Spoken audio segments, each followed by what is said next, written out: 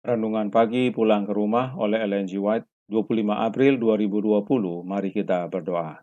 Bapa kami yang di sorga, Allah pencipta langit dan bumi, laut dan segala isinya, Allah yang maha besar, maha kuasa, sumber segalanya, yang kami sembah selalu melalui anak-Mu yang tunggal, Yesus Kristus. Terpujilah Yesus, anak Allah yang maha tinggi, anak domba yang menghapus dosa dunia ini. Pada pagi hari ini kami bersyukur boleh bangun dan berbakti, dan sebagaimana kami membaca firman-Mu, kiranya Roh-Mu Yesus menolong kami agar mengerti dan menghidupkannya. Beserta kami sepanjang perbaktian ini, kehendak-Mu yang jadi, karena kami berdoa hanya melalui Yesus Kristus, anak Allah yang tunggal, yang adalah Tuhan dan Juru Selamat kami. Amin. Renungan hari ini berjudul Kemenangan Melalui Kebaikan Kristus. Ayat inti terdapat dalam 1 Korintus 15 ayat 22, karena sama seperti semua orang mati dalam persekutuan dengan Adam, demikian pula semua orang akan dihidupkan kembali dalam persekutuan dengan Kristus. Adalah dengan harga yang luar biasa, kita telah ditempatkan pada suatu tempat yang sangat menguntungkan, sehingga kita dapat dibebaskan dari perbudakan dosa yang diakibatkan oleh kejatuhan Adam. Kita tidak pernah dapat mengerti nilai jiwa manusia sampai kita menyadari pengorbanan besar yang dibuat bagi penebusan jiwa di Kalvari. Dosa Adam di Eden telah menjerumuskan umat manusia dalam penderitaan yang tak ada harapan. Tetapi dalam pekerjaan keselamatan, suatu jalan telah disediakan bagi semua orang untuk meluputkan diri jika mereka mau memenuhi persyaratannya. Kesempatan kedua telah diberikan oleh pengorbanan anak Allah. Ada satu peperangan yang harus kita hadapi, tetapi kita dapat tampil sebagai pemenang hanya melalui jasa-jasa darah Kristus. Allah melihat bahwa mustahil bagi kita untuk mengalahkan dan mendapatkan kemenangan dengan kekuatan kita sendiri.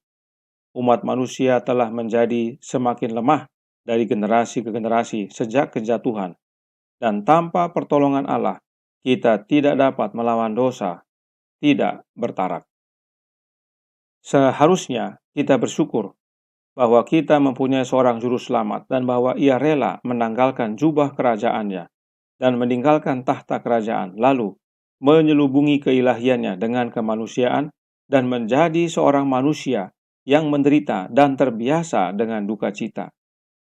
Setelah baptisannya, ia dituntun oleh Roh ke padang gurun dan dicobai oleh si jahat. Kristus memulai pekerjaan penebusan dari mana kehancuran itu dimulai. Dan pertempuran yang akan datang dalam dunia ini bergantung pada peperangan yang dihadapi oleh Raja kehidupan itu di padang gurun. Syukur kepada Allah karena ia tampil sebagai pemenang, melewati keadaan yang sama di mana Adam jatuh, dan menebus kegagalan Adam yang sangat disayangkan itu. Iblis meninggalkan medan pertempuran itu sebagai musuh yang kalah. Kemenangan itu adalah satu jaminan bagi kita bahwa melalui pertolongan ilahi, kita dapat keluar sebagai pemenang demi diri kita, demi kepentingan kita dalam pertentangan dengan musuh itu. Iblis merasa bahwa segala kekuasaan dari planet yang telah jatuh ini adalah miliknya.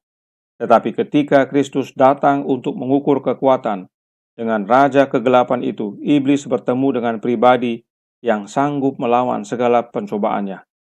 Kata-kata Kristus adalah, penguasa dunia ini datang, dan ia tidak berkuasa sedikit pun atas diriku. Segenap surga sedang memperhatikan hasil pertentangan antara Kristus dan iblis. Sekarang yang menjadi pertanyaan adalah, apakah kita akan mengambil keuntungan dari situasi ini dan tampil lebih dari pemenang melalui Dia yang mengasihi kita?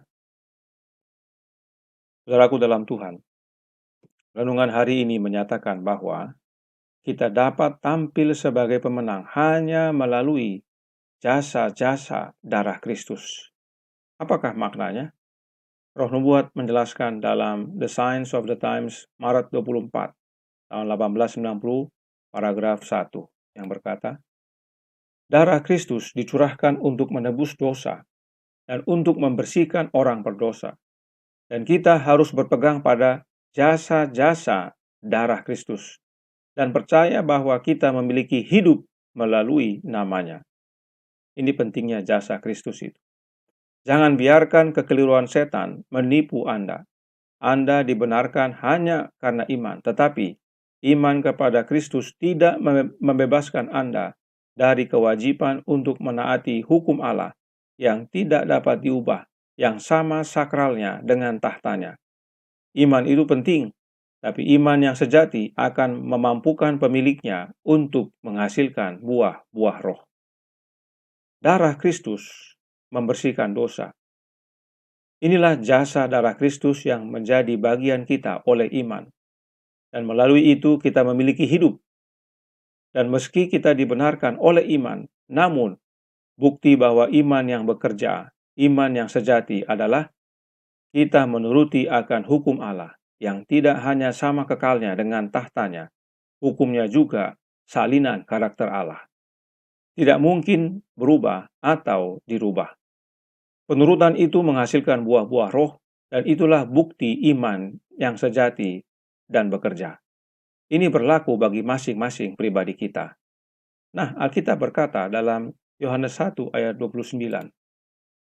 Pada keesokan harinya, Yohanes melihat Yesus datang kepadanya dan ia berkata, "Lihatlah, anak domba Allah yang menghapus dosa dunia." Apakah Yesus mati hanya untuk menghapus dosa dunia? Lalu bagaimana dengan diri kita masing-masing? From Eternity Past halaman 190 paragraf 3, White menjelaskan. Tidak cukup bahwa domba Paskah disembelih, darahnya harus dibubuhkan di tiang pintu. Jadi, jasa darah Kristus harus diterapkan pada jiwa. Kita harus percaya bahwa bukan hanya Dia mati untuk dunia, tetapi bahwa Dia mati untuk kita secara pribadi. Jadi, kematian domba Paskah adalah gambaran Yesus mati untuk dunia ini, sebab Dia adalah anak domba Allah yang menghapus dosa dunia ini. Namun, darah dari domba itu harus dibubuhkan pada tiang pintu, yaitu pintu jiwa kita, karena Yesus juga mati untuk masing-masing kita pribadi. Jasa darah Yesus harus dibubuhkan pada jiwa kita. Itulah yang membersihkan kita dari dosa.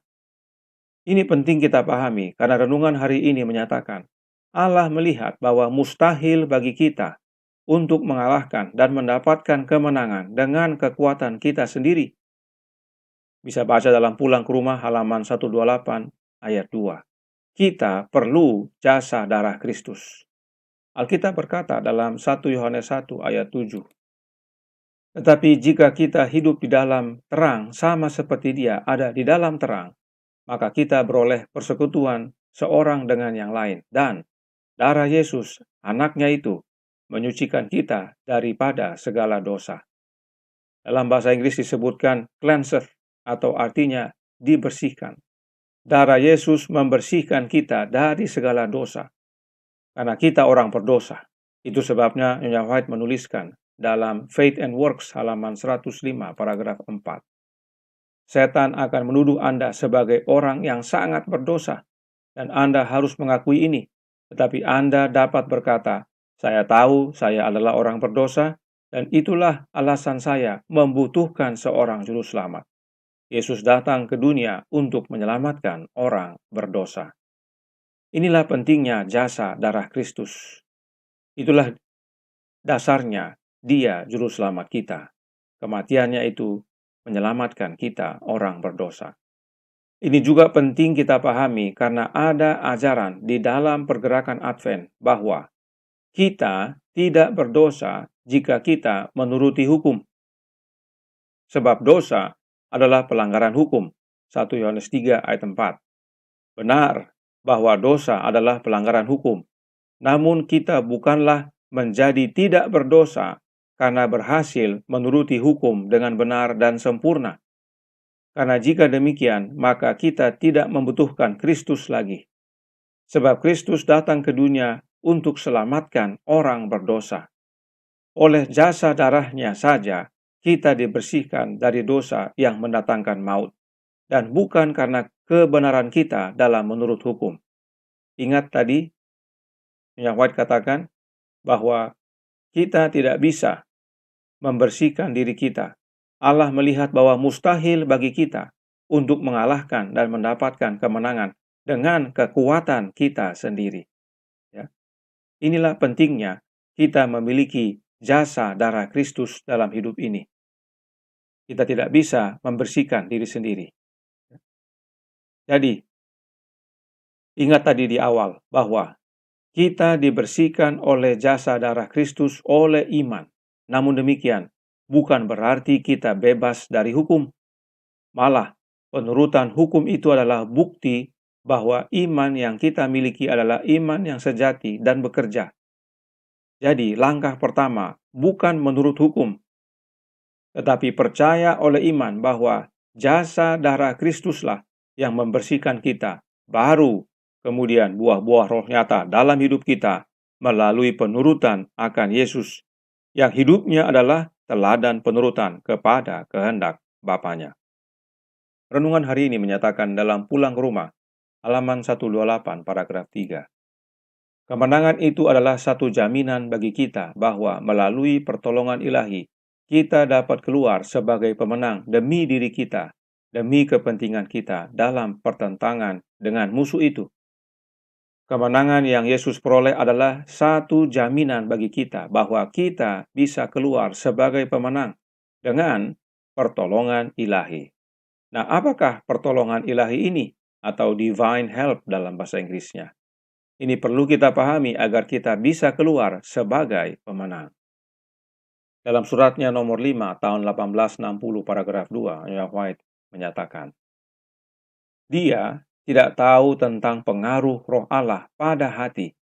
Dia tidak memiliki pertolongan ilahi, divine help, atau kekuatan dari surga untuk mengatasi kejahatan atau mendapatkan kemenangan atas pakaiannya. Dia tidak stabil seperti air. Melalui penjelasan ini, Nyonya White menyatakan bahwa pengaruh roh Allah pada hati kita, itulah pertolongan ilahi tersebut. Itulah yang mengatasi kebiasaan jahat dalam hidup kita. Roh Allah inilah yang Yesus miliki saat menghadapi pencobaan setan di padang gurun. Dan Yesus menang. Karenanya jika kita mau menang Karenanya, jika kita mau menang, maka kita perlu memiliki roh Allah dalam hidup ini, yaitu pertolongan ilahi tersebut.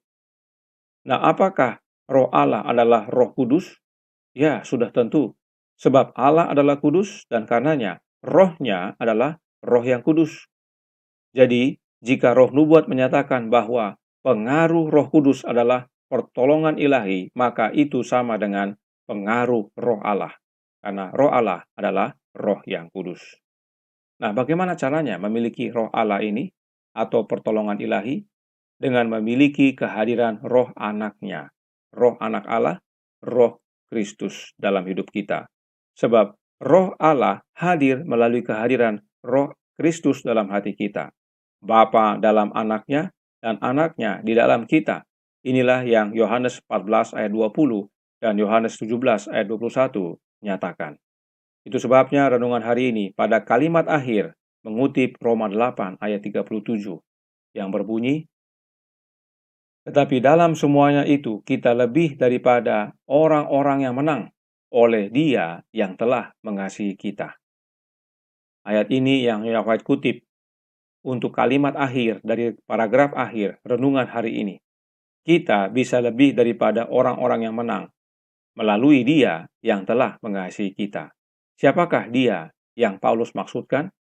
Kita mundur beberapa ayat. Roma 8 ayat 32 yang menyatakan, Ia yang tidak menyayangkan anaknya sendiri, tetapi yang menyerahkannya bagi kita semua. Bagaimanakah mungkin Ia tidak mengaruniakan segala sesuatu kepada kita bersama-sama dengan Dia? Allah Bapalah yang begitu mengasihi kita, dan Bapa wujudkan kasih-Nya melalui anaknya. Bapa inilah yang memungkinkan kita, yang memampukan kita untuk menang melalui anaknya. Paulus jelaskan dalam Roma 8 ayat 38 dan 39. Sebab aku yakin bahwa baik maut maupun hidup, baik malaikat-malaikat maupun pemerintah-pemerintah, baik yang ada sekarang maupun yang akan datang, atau kuasa-kuasa, baik yang di atas maupun yang di bawah, ataupun sesuatu makhluk lain, tidak akan dapat memisahkan kita dari kasih Allah yang ada dalam Kristus Yesus, Tuhan kita. Kemenangan itu dari Allah Bapa dan dikaruniakan melalui anaknya Yesus Kristus. Itulah kasih Allah itu. Itulah jasa darah Kristus. Kenapa jasa darah Kristus memberi kemenangan? Karena melalui kematian Kristus tidak hanya membersihkan dosa, tetapi setan dan maut juga musnah. Ibrani 2 ayat 14. Itulah sebabnya setan tidak berkuasa sedikit pun atas Kristus.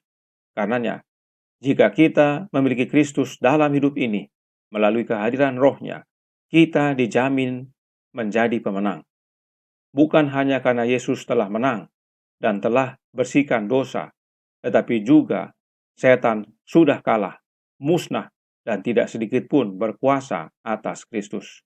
Karenanya, terimalah Kristus dan hanya Kristus dalam hidup kita ini melalui kehadiran Roh-Nya yang kudus, Roh Kristus.